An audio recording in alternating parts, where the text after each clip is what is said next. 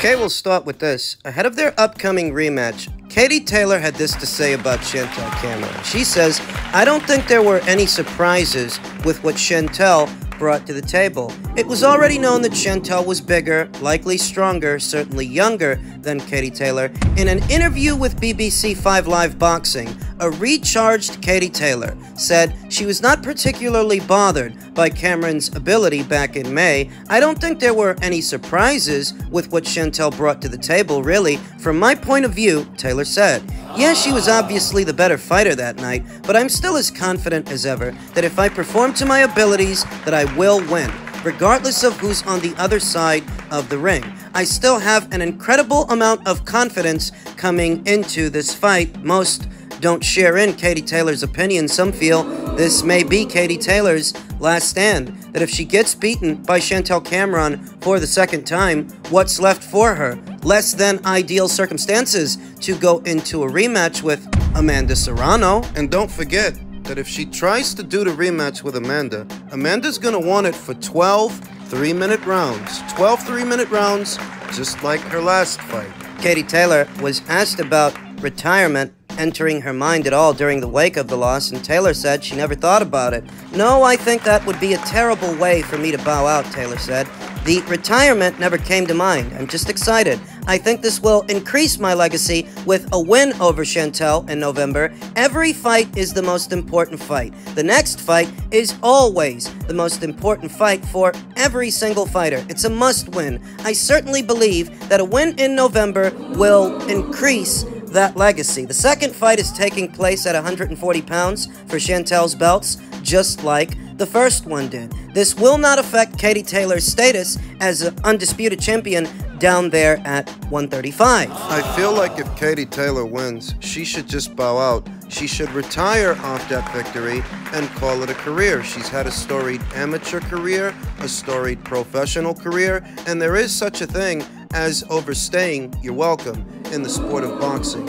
Better to leave too early than too late. If she wins and becomes a 2-time undisputed champion, avenging the loss to Chantel, I would like to see her retire. Many aren't giving Katie a chance because they don't know what she can do differently. It seems that she was just outgunned in every department. She couldn't shake and bake Chantel Cameron because Chantel's got legs, good movement. She couldn't outgun her or outdog her because Chantel's bigger, younger, and stronger. And ahead of this rematch, I just don't know what Katie can change. What can she do differently to succeed in the second fight where she faltered in the first? So if by some chance Katie pulls a rabbit out of a hat and she actually wins, I think she should retire. It's if Katie wins. If Chantel wins, I get the impression she's not going to stay at 140 pounds. She'll have no reason to. She will have already had the biggest fight with the biggest name, one of the biggest names, if not the biggest name in the sport right now. She will have been there and done that 2 times, thus boiling down to 140 pounds. There won't be a need to do it anymore. Maybe she moves up to 147, fights Sandy Ryan. Maybe she goes into mixed martial arts. Chantel Cameron took to her social media and stated, Chris Cyborg, after I've fought Katie Taylor and you've fought Leah McCourt, let's do a super fight.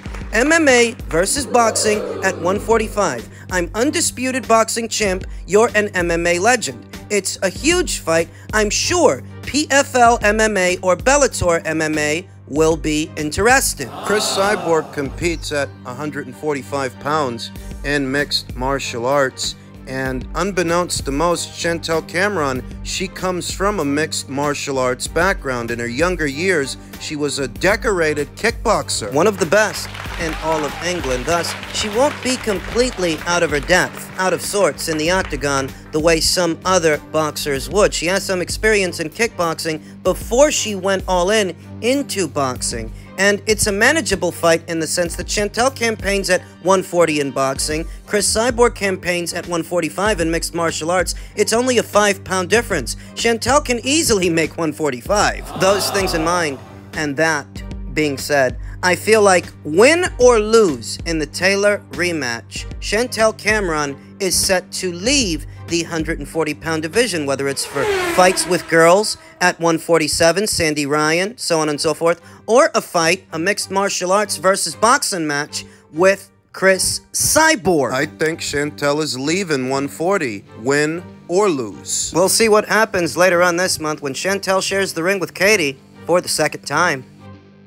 In other news, what seems to be a late addition to the upcoming David Benavidez versus Demetrius Andrade card, Andre Berto announces a rematch with Robert Guerrero, saying, "This is something that I definitely wanted to get back." I don't have the foggiest fucking idea who was asking for this. Former welterweight title holder Andre Berto spoke to Fight Hype and said he's going to be returning to the ring for a rematch with Robert Guerrero, who beat him in late 2012, approximately 10, maybe a little over 10 years ago. Berto says he's long had the itch to avenge losses he believes shouldn't have happened, and shared some thoughts below. "Of course, a lot of people don't know I'm in camp," Berto said. "I haven't announced it yet, so this is the exclusive. November 25th, me and Robert Guerrero, of course my team, they've been trying to get me in for the last few years for at least one more, so I can finish off how I want to finish off, because the last one I was getting ready for, I got hurt. But they knew it had to be something to excite me, because I've been in the game now for a nice bit. They know I've always wanted to get back at the people that I took a loss to, that I know I probably shouldn't have. We got a chance to get back at Victor Ortiz like I wanted to. They ended up making this happen for me, so this is something that I definitely wanted to get back before I left the game." And by all accounts, most people thought he had already left the game, that he had already retired. It seems to me a gross waste of people's time and people's money that you would stage a fight between these two guys. I mean, this would be tantamount to the people at Top Rank dusting off the ghost of Ray Beltran and the ghost of Ricky Burns and sticking it on the undercard of a Shakur Stevenson fight. It just seems out of place in today's boxing landscape. Perhaps this wasn't the original plan. There was a rumor that unbeaten up-and-comer from Philadelphia, Jaron Boots Ennis, he was supposed to be boxing on the David Benavidez versus Demetrius Andrade undercard, though rumor had it that his opponent fell through. His opponent, I think, was supposed to be Cody Crowley. I heard a rumor like that 1 or 2 days ago, and upon hearing that rumor, we see this. The resurgence of Andre Berto and Robert, the ghost of the ghost of the ghost, Guerrero. It feels like they couldn't make one welterweight contest happen, so they then settled on another, one that no one was asking for. And just looking at it, it seems a gross, almost negligent waste of people's time and people's money. Because for putting on a fight that nobody was asking for and no one really wants to see, you may as well not put it on at all. Why do it? Because Andre Berto has an itch he'd like to scratch? Then use different detergent. We're hypoallergenic fabric. What the hell does that have to do with the undercard of what's supposed to be a big-time fight? Big-time fight between David Benavidez and Demetrius Andrade. Andre Berto is 40 years old. He hasn't boxed since 2018. That was 5 years ago opposite the ring, Devin Alexander. Robert Guerrero, like Andre, he's 40 years old also, but he's seen action a little bit more recently, over a year ago in 2021. He's coming off of 4 consecutive victories, albeit very low-profile victories. It feels like they're using this fight as a placeholder, a filler fight. I mean, it must be. You're talking about an Andre Berto who quite literally hasn't fought in 5 years. And this isn't build up towards anything. This isn't an according to Hoyle comeback. Because nobody was asking either of these two guys to come back. And it's not like the winner of the fight is going to go on a world title run or anything of that sort. It's just a pointless fight. Pointless filler fight. Which to me accents the overall fragility and weakness within the PBC stable, what remains of it, that perhaps a slot opened up or something happened or you needed something to fill a slot with, whatever the case may be, and this is what you chose. This. 2 40-year-old relics, 2 40-year-old quasi-retired fighters from the previous era that nobody's talking about anymore. What are you keeping these guys in circulation for? When you consider that the PBC are now shopping themselves around to try and land a new broadcast partner, are these the kinds of fights that you're going to be selling? It's a strength of the stable that you're still using guys like Robert Guerrero and Andre Berto to decorate undercards. Do you have so little to work with that you've conjured up the pulverized dust. The ashes of yesterday's fighters, here today. I mean, Andre Berto versus Robert Guerrero 2 in 2023. What are you supposed to say to that? As it pertains to David Benavidez, who's going to be boxing in the main event of that same show, David, on a Canelo Alvarez showdown, says, if that fight doesn't happen, I'll fight David Morrell. There is a question as to where that fight would take place and when. The PBC don't have a broadcast partner, at least not a new one, not at this time. So whether it's Benavidez versus Canelo, or Benavidez versus Morrell, or just Benavidez versus somebody else, when and where would the fight take place? Where would it be shown? If that fight doesn't happen, the Canelo fight, I'll fight David Morrell. David Benavidez told FightHype.com. That'll be a great fight. Benavidez's words are music to Morrell's ears. The talented Cuban may have only a handful of fights under his belt, but he's already considered one of the best super middleweights in the world. There's an inordinate amount of pressure that Benavidez is putting on his shoulders. He knows good and well that his time at 168 is quickly coming to an end. Before he eventually exits stage left, the 26-year-old wants to become an undisputed champion, meaning he wants to take on Canelo. He aspires to beat him. And being honest with you, I would like for Canelo Alvarez to be his next fight. I would like for that to be David's next fight next year on Cinco de Mayo weekend. But he has to take care of business with Demetrius first. He has to take care of business later on this month, before he eventually exits stage left. The 26-year-old wants to become an undisputed champion, meaning he'll have to go through Canelo Alvarez. And while making weight is becoming more and more arduous, Benavidez is trying to scratch the final goal of his super middleweight to-do list. My end goal is really to get all 4 belts at this weight before I leave. A few passing thoughts. In spite of my criticisms about a Robert Guerrero versus Andre Berto rematch that no one was asking for, and this card's co-main event, the fight between Jermall Charlo and Jose Benavidez. Jermall, who hasn't boxed in something like 2 or 3 years whilst holding the WBC middleweight title hostage. And in spite of the main event, which I really don't even think is pay-per-view worthy, I'm actually going to buy it.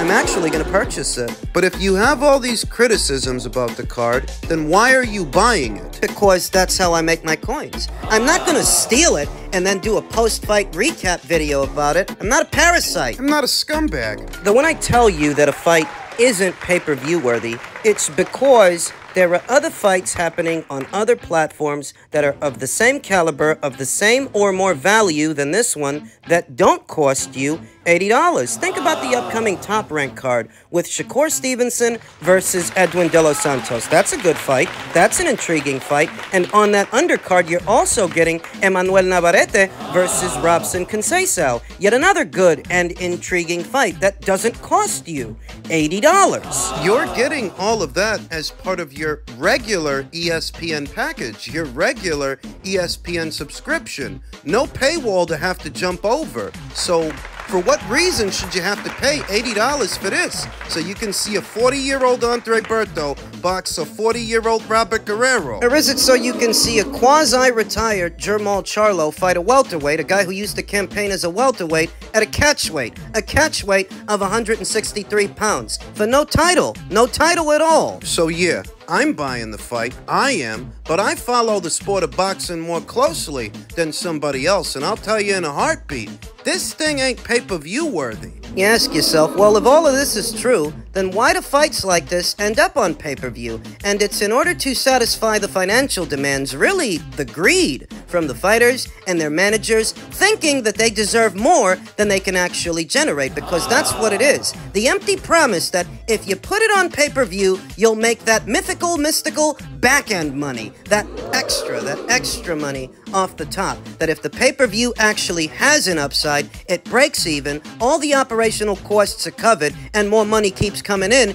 you'll get a slice, you'll get a piece of that action. And more often than not, what we see with these fights that really don't belong on pay-per-view is they don't bring in robust numbers. They don't bring in that extra. Making putting those fights behind a paywall farcical, because you not only shortchange the customer, you inadvertently shortchange the fighter. When your fights end up behind a paywall, and they should not be, less people end up seeing them. And when less people end up seeing them, less people end up talking about you, because your fights are not immediately accessible to the boxing community at large. And this is all in pursuit of what? A few more dollars than you'd normally get if you were boxing on the regular platform as part of the regular schedule. So in many ways, this shortchanges the fighter, shortchanges the customer, but it also shortchanges the broadcaster. That's saying that this same fight between David Benavidez and Demetrius Andrade,